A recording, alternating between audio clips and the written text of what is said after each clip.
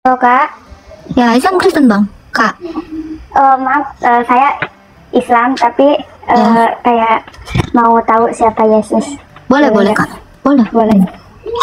Jadi kan saya di sini kerja, terus bos saya suka bilang kayak kamu ikut Tuhan Yesus, tahu kebenaran kayak gitu kan. Tapi saya mau tahu dulu siapa sih Yesus. Terus kan Yesus Tuhan. Bukannya yang sebelum Yesus meninggal itu dia berdoa ya kepada Allah. Ya, shalom teman-teman, jumpa lagi bersama saya di channel ini. Bagaimana kabarnya saudara? Doa dan harapan saya, saudara yang menyaksikan video ini dalam keadaan sehat dan dalam perlindungan Tuhan kita Yesus Kristus. Amin. Ya, pada kesempatan kali ini saya ingin mengajak kita semua menyaksikan satu lagi video diskusi lintas iman yang tentunya seru teman-teman ya. Antara apologet Kristen yaitu saudara Agatha dengan seorang wanita muslim. Ya, wanita muslim ini bertanya tentang siapa itu Yesus, dan dia ingin mengenali Yesus lebih dalam lagi teman-teman. Wah, ini seru nih teman-teman ya. Mari langsung saja kita menyimak videonya yang ada berikut ini, dan jangan di skip supaya teman-teman tidak gagal paham. Berikut videonya. Halo. Halo Kak. Ya, Islam Kristen bang, Kak. Maaf, saya Islam tapi kayak mau tahu siapa Yesus. Boleh Kak, boleh. Jadi kan saya di sini kerja, terus bos saya suka bilang kayak kamu ikut Tuhan Yesus, tahu kebenaran kayak gitu kan. Tapi saya mau tahu dulu siapa sih Yesus. Oh iya. Yesus itu adalah Allah Kak. Allah yang mengambil kodrat manusia, yang datang untuk menyatakan kasih dan keadilannya ke dunia ini. Jadi siapa yang percaya kepada Yesus itu akan diberikan kehidupan yang kekal. Terus kalau bapak-bapak Yesus itu apa ya maksudnya? Bapa itu adalah Allah yang satu di dalam Yesus. Yesus ini adalah penyataan atau firman atau wahyu sang Bapa. Jadi siapa Bapa itu diperkenalkan oleh firman-Nya. Yesus itu adalah Allah itu.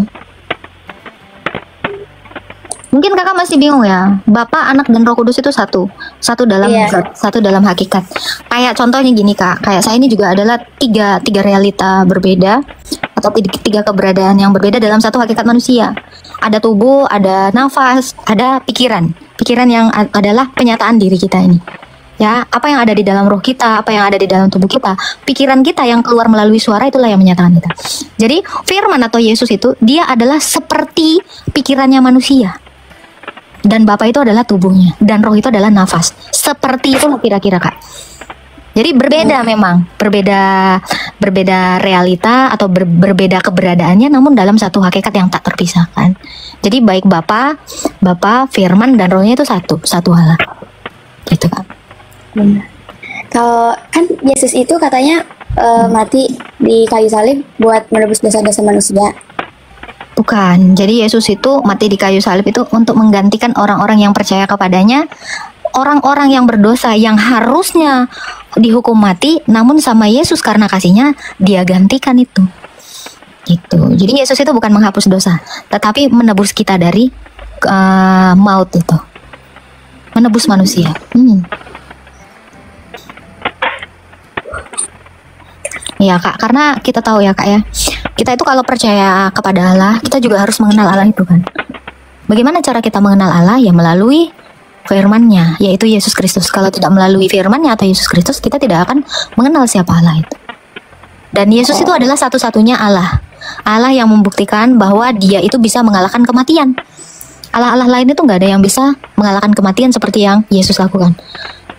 Yesus itu juga mengalahkan dosa, mengalahkan iblis. Jadi untuk siapa yang percaya kepada Yesus, kita ini akan menjadi sama seperti Kristus Yesus yang mati dan bangkit. Iya kak. Terus kan Yesus Tuhan. Bukannya yang sebelum Yesus meninggal itu dia berdoa ya kepada Allah. Betul, dalam kemanusiaannya dia mendoakan, bahkan dia mendoakan murid-muridnya. Dia mendoakan dunia ini semuanya. Karena Yesus itu datang dalam rupa manusia. Supaya apa dia datang dalam rupa manusia? Supaya dia itu bisa mati kak. Kalau dia tidak menambahkan kodrat kemanusiaan, dia tidak datang dalam rupa manusia, dia tidak bisa turun ke dalam kerajaan maut, ke dunia orang mati. Nah dengan jalan itu dia menyelamatkan orang-orang mati. Jadi Yesus itu mendeklarasikan dirinya Tuhan yang akan menyelamatkan manusia itu baik kepada orang hidup maupun kepada orang yang sudah mati. Itulah keadilan Yesus. Luar biasa sekali. Iya, jadi Allah kita tuh, Tuhan Yesus itu, dia tidak hanya ini Kak, dia tidak hanya bilang aku Allah, tetapi dia membuktikan. Itu dia buktikan itu bahwa aku ini loh Allah kalian kepada orang mati. Coba, bisakah Allah lain yang sama seperti Yesus ini lakukan? Gak ada yang bisa. Ya, saya kan Muslim, jadi siapa sih Tuhan saya yang sebenarnya? Saya mau tahu kebenaran sih. Tapi kakak udah tahu tentang Tuhannya kakak. Sementara kakak kan Islam nih. Iya, itu pun saya juga kayak ngelakuin yang kayak sholat gitu, puasa gitu kan, tapi nggak tahu artinya gitu. Ya itu memang kebanyakan gitu kak. Kenapa kakak nggak coba baca Al-Quran yang terjemahannya? Jadi kakak setiap sholat gitu tahu gitu doa tahiyat itu artinya apa sih? Terus surat-surat pendek yang kakak bacakan setiap sholat itu apa artinya? Al-Fatihah itu apa artinya? Gitu. Harusnya kakak tuh cari tahu. Kok kakak tahu, emang kok tahu? Tahu dong. Niat sholat itu seperti apa? Harusnya juga kakak tahu itu. Ya? Harus dong, harus tahu. Aku juga dulu sebelumnya gitu sholat. Oh, jadi Muslim juga sebelumnya? Ya, betul. Itu, jadi kakak cari tahu. Boleh nanti kakak baca terjemahannya. Nah, sekarang ini kan ada Google. Apa sih isi doa-doa kakak yang kakak sampaikan kepada Allah gitu. Nanti kakak juga akan mengerti. Saran saya itu kak, saran saya kakak baca Al-Quran yang terjemahannya. Nah, dari situ nanti kakak tahu seperti apa Allah itu, seperti apa ajarannya. Gitu. Kakak udah lama kak, tapi ya Muslim? Masih Muslim, tapi kayak mau tahu siapa Tuhan itu. Soalnya saya juga sering ke gereja. Ikut bosnya ya? Iya. Iya, nggak apa-apa. Kakak nggak harus masuk Kristen kalau untuk mau tahu iman Kristen. Kakak lihat aja, kakak perhatikan seperti apa. Jadi Yesus itu mengajarkan satu hal yang terpenting di dunia ini yang bisa mendamaikan seluruh dunia, yaitu apa? Mengasihi. Itu yang diajarkan. Jadi mau kamu agama apapun, orang Kristen itu dituntut oleh Tuhan Yesus untuk mengasihi. Kalau ada yang menghina kita, kita mengampuni mereka dan mendoakan mereka. Itulah yang diajarkan Yesus. Gitu. Jadi apa yang diajarkan Yesus itu 10 hukum Taurat itu. Tidak boleh sirik, ya, harus menghormati orang tua. Terus tidak boleh mencuri, tidak boleh bersaksi dusta, tidak boleh menginginkan milik orang lain, tidak boleh membunuh. Maaf ya saya plesetin ya, soalnya takut kena. Tidak boleh berzina. Nah itu.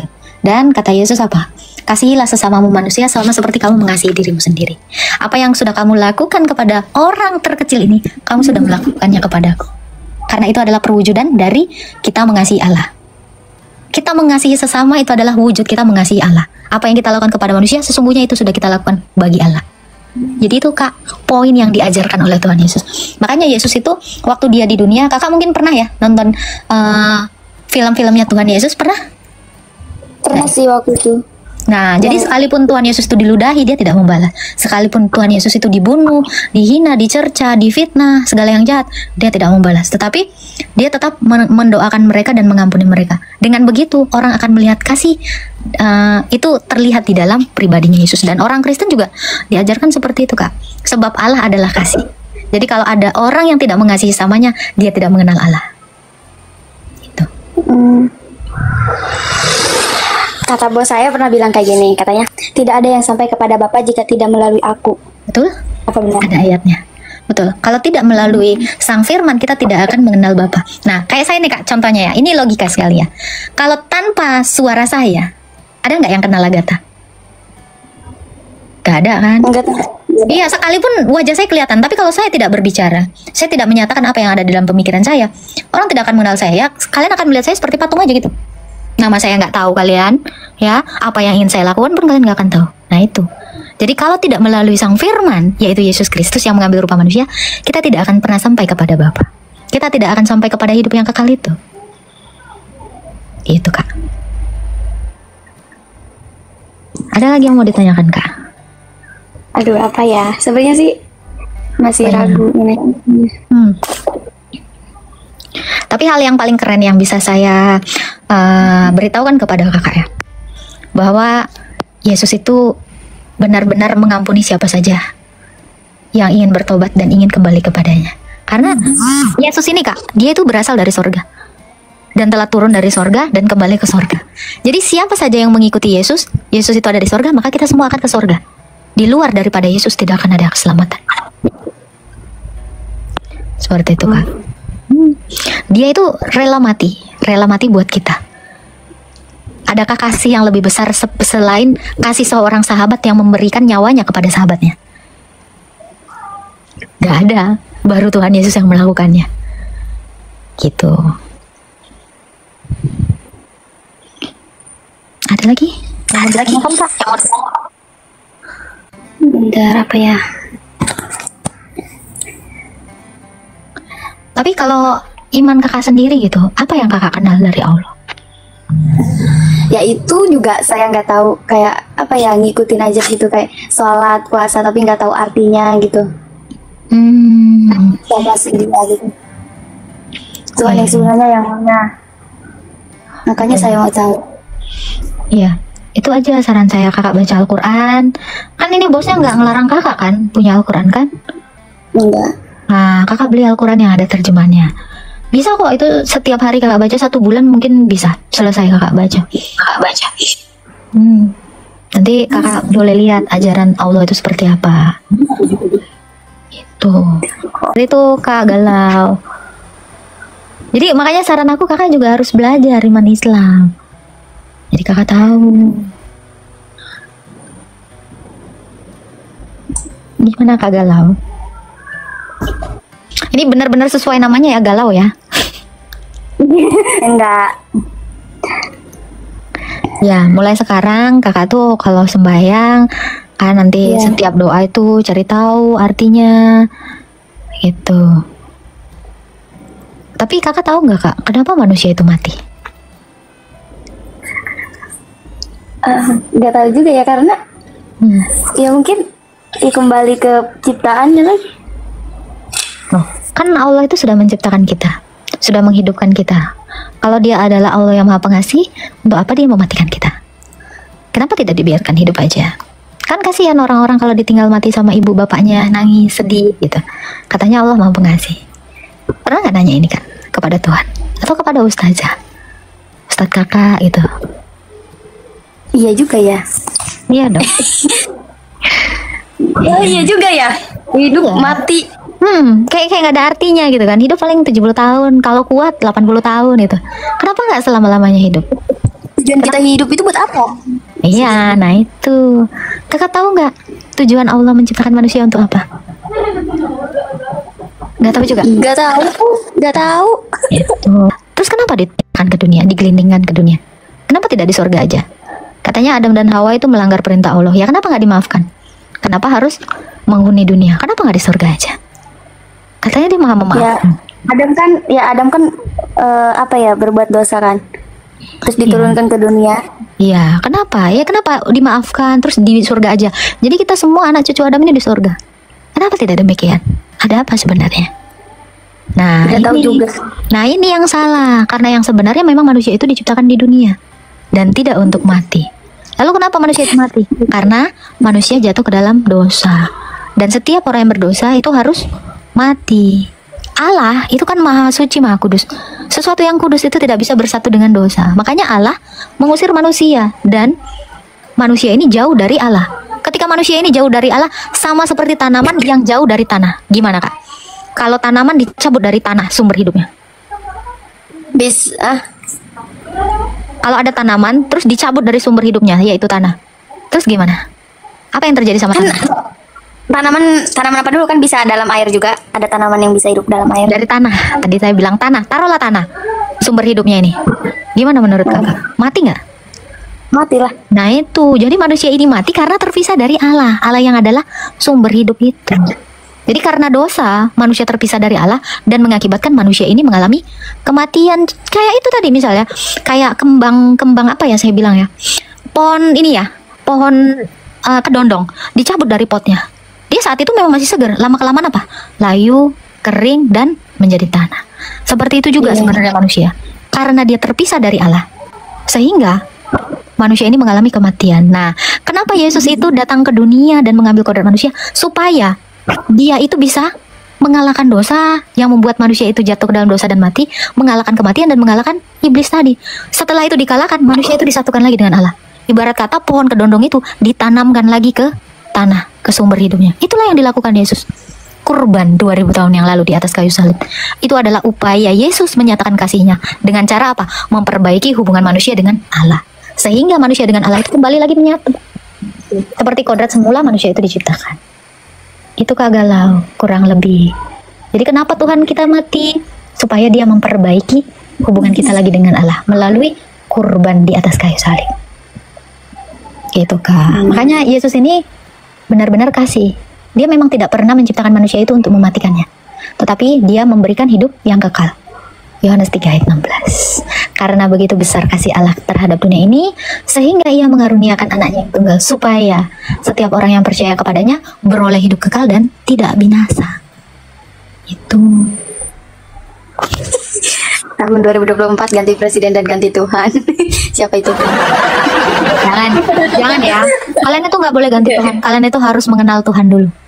Iya, mengenal siapa dia yang sebenarnya ya. Iya, nah ini tadi saya sudah memperkenalkan Yesus sedikit. Ada lagi yang lebih besar dari ini. Gitu. Ketika kita nanti Kak diberikan kemuliaan untuk bersama-sama dengan Allah menyongsongnya di surga, itulah hal yang paling besar untuk kita. Yesus itu tidak pernah memasukkan manusia ke neraka. Neraka itu diciptakan untuk iblis dan malaikat-malaikatnya. Jadi kalau ada manusia yang ngikutin iblis, ya manusia itu akan ikut ke neraka. Tetapi Yesus itu selalu bilang apa? Ikutlah kepadaku. Aku dari sorga. Kamu juga akan sampai ke sorga. Itu tadi yang kakak bawa ayatnya.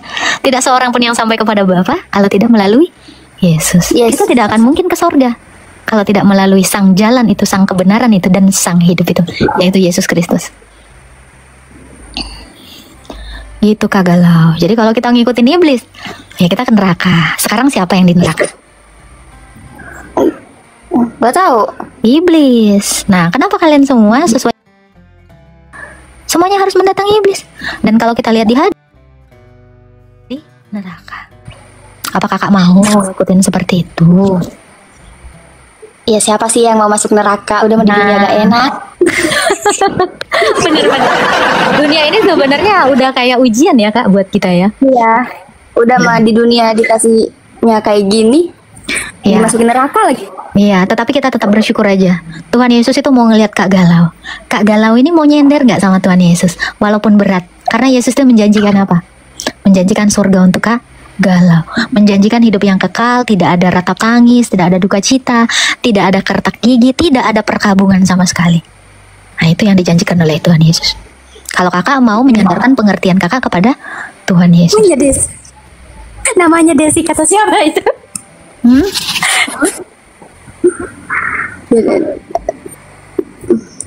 Iya.